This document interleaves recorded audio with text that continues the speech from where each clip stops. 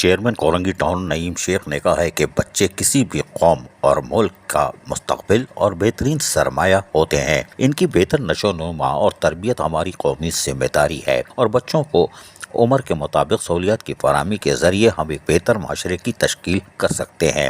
Korangi town میں بچوں کو تفریحی سہولیات کی فراہمی کے ساتھ ساتھ نصابی اور غیر نصابی صحت مند سرگرمیوں کی فراہمی کے لیے اقدامات کیے جا رہے ہیں۔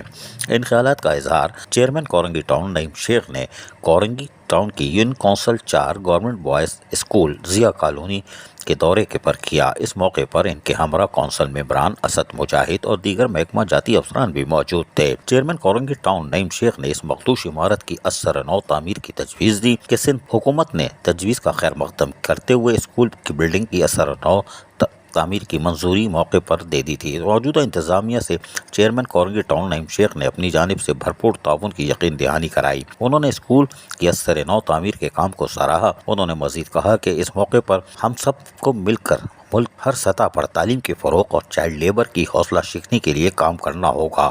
اگر ہم ایسا کرنے میں کامیاب ہوتے ہیں تو ہمارے اس عمل سے شرح خواندگی میں اضافہ اور ایک پڑھا لکھا معاشرہ تشکیل پائے گا۔ لیکن اس وزٹ میں ٹاؤن میونسپل کمشنر عزیز الرحمان تنیو نہیں تھے۔ کوئی بات نہیں، چلو 50% وزٹ کامیاب رہا۔ عزیز عارف، KBS بلدیاتی نیوز، کراچی۔ ایسی ہی خوبصورت ویڈیوز فیوچر میں حاصل کرنے کے لیے ریڈ بٹن پر کلک کر کے اور بیل آئیکن کو پریس کر کے ہم سب کے سبسکرائبر بننا مت بھولیے۔